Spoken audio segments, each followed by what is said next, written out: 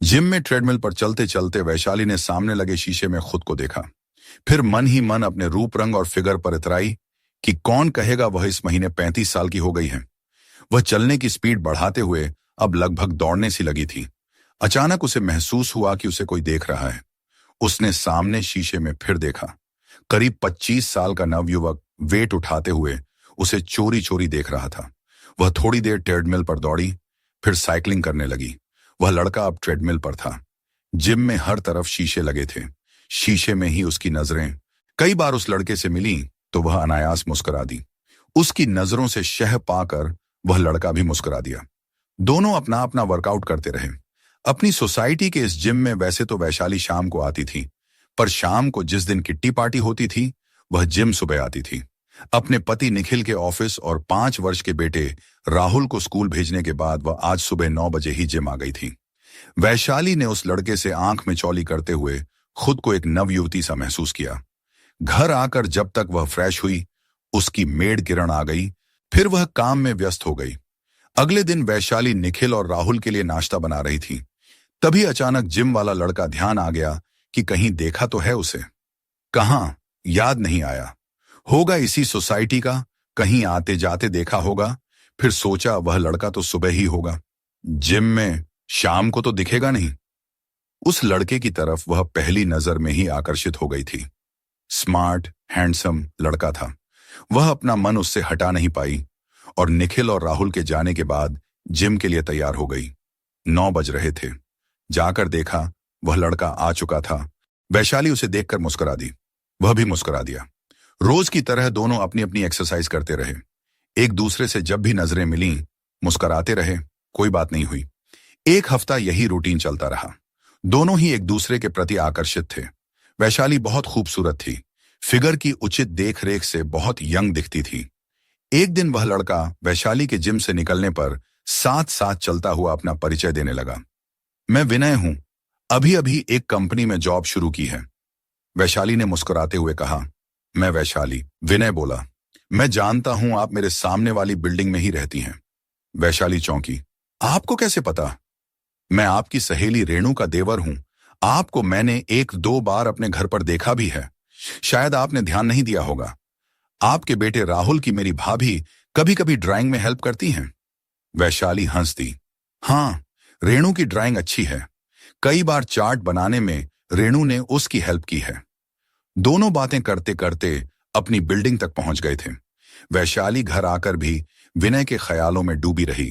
कितनी अच्छी स्माइल है, कितना स्मार्ट है और मुझ जैसी एक बेटे की मां को पसंद करता है।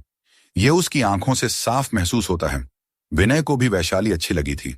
कहीं से एक बच्चे की मां नहीं लगती। जिम में वर्कआउट करते हुए तो एक कॉलेज गोइंग गर्ल ही लगती है। दोनों ही एक दूसरे के बारे में सोचने लगे थे। अब वैशाली शाम की जगह सुबह 9 बजे ही जिम जाने लगी थी, जहां अब मुख्य आकर्षण विनय ही था और यही हाल विनय का भी था। पहले वह कभी कभार जिम से छुट्टी भी कर लेता था, पर जब से वैशाली से दोस्ती हुई थी, उसे देखने के चक्कर में कतई छुट्टी नहीं करता था। और अब तो दोनों के मोबाइल फोन के नंबरों का भी आदान प्रदान हो चुका था। सोमवार को जिम बंद रहता था। उस दिन दोनों बेचैनी से एक दूसरे से फोन पर बात करते। निखिल अपनी पत्नी की हरकतों से अनजान अपने काम और परिवार की जिम्मेदारियों को हंसी खुशी निभाने वाले एक सभ्य पुरुष थे। वैशाली के जोर देने पर विनय अब वैशाली जी की जगह वैशाली पर आ गया था। साल पहले ही निखिल का ट्रांसफर दिल्ली से मुंबई हुआ था, पर उन्हें अक्सर किसी न किसी काम से दिल्ली जाना पड़ता रहता था। एक दिन निखिल 3 से 4 दिनों के लिए दिल्ली गए तो वैशाली ने राहुल के स्कूल जाने के बाद विनय को घर बुलाया। जिम से दोनों ने छुट्टी कर पहली बार अपने रिश्ते को एक कदम और आगे बढ़ा दिया। विनय पहली बार वैशाली के घर आया था। दोनों के बीच पहली बार शारीरिक संबंध भी बन गए। विनय ने कहा, सॉरी वैशाली, शायद मुझे नहीं आना चाहिए था।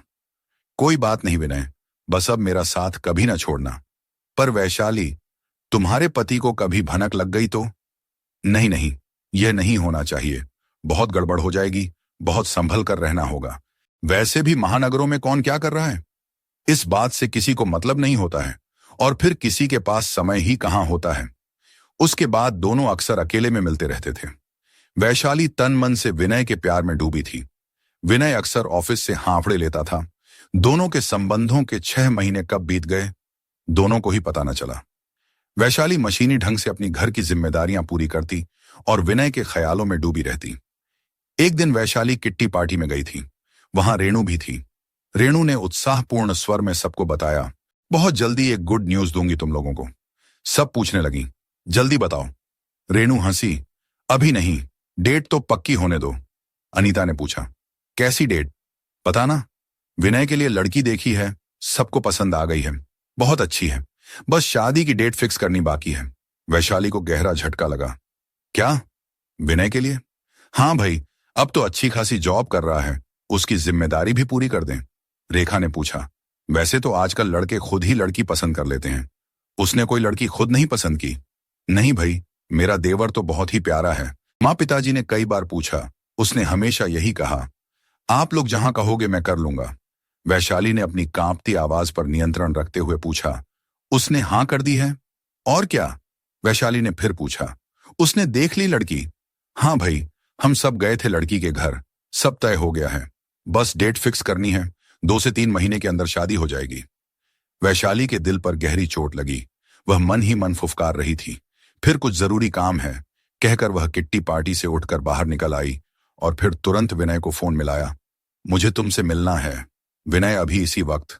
कल जिम में मिलते हैं ना सुबह? नहीं, अभी फौरन मुझसे मिलो। क्या हुआ? अभी मुश्किल है, मैं ऑफिस में हूं। ठीक है, जिम में सुबह मिलते हैं। रात वैशाली ने जैसे जाग कर गुजारी, एक पल भी उसे नींद नहीं आई। निखिल ने उसे बेचैन सा देखा तो कई बार उसका माथा सहलाया। पूछा, तबीयत तो ठीक है ना? हाँ, ऐसे ही कहकर वह मन ही मन छटपटाती रही। पति के स्नेहिल स्पर्श से भी उसे चैन नहीं मिला।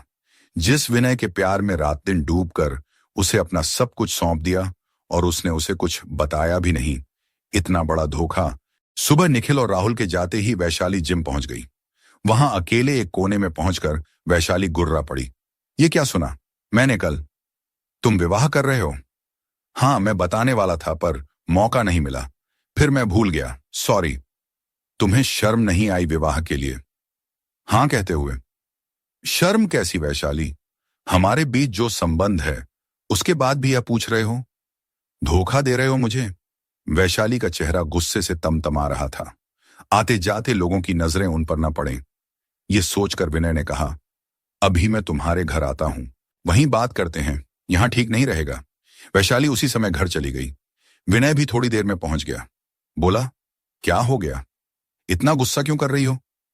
तुम किसी से विवाह करने की सोच भी कैसे सकते हो? हमारा जो रिश्ता है, विनय ने बीच में ही बात काटी, हमारा जो रिश्ता है वह रहेगा ना, परेशान क्यों हो? कैसे रहेगा?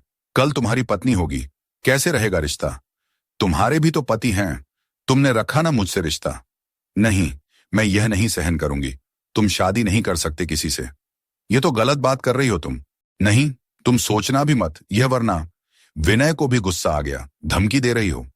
मेरा परिवार है, माता पिता हैं, वे जहां कहेंगे मैं विवाह करूंगा। वैशाली जैसे फुफकार उठी। मैं देखती हूं कैसे मेरे साथ रंगरलियां मनाकर तुम कहीं और रिश्ता जोड़ते हो। विनय उसे शांत करने की कोशिश में खुद को असफल होता देख बोला, अभी मैं जा रहा हूं, कल मिलता हूं।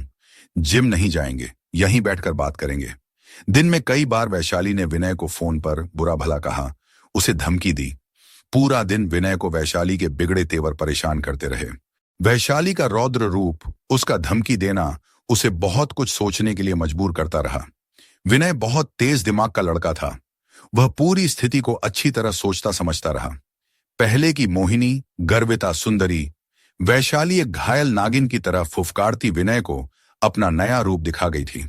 अगले दिन विनय वैशाली से मिलने नहीं जा पाया, उसे ऑफिस जल्दी जाना था। वैशाली फोन पर चिल्लाती रही। शाम को विनय घर पहुंचा तो हंसी खुशी का माहौल था। अगले महीने की डेट फिक्स हो चुकी थी। 10 दिन बाद सगाई थी। विनय को वैशाली का क्रोधित रूप याद आता रहा। वह मन ही मन बहुत परेशान था। अगली सुबह विनय ने वैशाली के फ्लैट की डोरबेल बजाई। उतरा मुंह लिए वैशाली ने दरवाजा खोला। विनय को दुख हुआ, अब कुछ भी हो रहा हो, दोनों ने इससे पहले काफी समय प्यार भरा बिताया था। उसने वैशाली के कंधे पर हाथ रखते हुए प्यार से कहा, क्यों टेंशन में हो? मैं कहीं भागा तो नहीं जा रहा, हम मिलते रहेंगे। नहीं, तुम विवाह के लिए मना कर दो, मैं तुम्हारी पत्नी को सहन नहीं करूंगी। क्यों? मैंने कभी तुम्हारे पति को कुछ कहा है? वैशाली गुर्राई। वह सब मैं नहीं जानती। तुमने विवाह किया तो मुझसे बुरा कोई ना होगा। विनय चुपचाप पैंट की जेब में हाथ डालकर खड़ा हो गया। बोला, मैं कुछ नहीं कर सकता अब। 10 दिन बाद सगाई है मेरी। तो ठीक है, मैं भी देखती हूं कैसे विवाह करते हो तुम। क्या करोगी? मैं सबको बताऊंगी कि तुमने मेरे साथ जबरदस्ती करने की कोशिश की। अभी इसी समय चिल्लाऊंगी, बदनाम कर दूंगी तुम्हें। इतने दिन मेरे साथ मौज मस्ती कर तुम आराम से किसी और के साथ घर नहीं बसा सकते। वैशाली गुस्से में चिल्लाए जा रही थी। अचानक विनय ने कहा, ठीक है, फिर अब मैं चलता हूं और तुम्हें नेक सलाह देना चाहता हूं। कोई गलत हरकत करने की स्थिति में तुम नहीं हो, इसलिए मेरे बारे में कुछ गलत कहने करने की सोचना भी मत। मतलब क्या कर लोगे? चाहता तो नहीं था ये सब, पर तुम्हारी धमकियां और गुस्सा ये सब करने पर मजबूर कर गया। लो सुनो। कहकर विनय ने पैंट की जेब से अपना फोन निकाला और बटन ऑन करते ही वैशाली की गुस्से से भरी आवाज कमरे में गूंज गई। इतने दिन मेरे साथ मौज मस्ती। ये सुनते ही वैशाली के चेहरे का रंग उड़ गया। विनय कह रहा था, ये सब मैं करना नहीं चाहता था, पर अगर तुमने मुझे बदनाम किया तो तुम्हारे पति भी ये सुनेंगे। जो भी हमारे बीच हुआ, अच्छा बुरा, उसका जिम्मेदार मैं अकेला नहीं हूं। दोस्त बनकर हम हमेशा साथ रह सकते थे, पर तुमने धमकियां दे देकर इसकी गुंजाइश भी नहीं छोड़ी। अब तुम अपने रास्ते, मैं अपने रास्ते। और फिर विनय चला गया। वैशाली चोट खाई नागिन की तरह उसे जाते देख फुफकारती रह गई।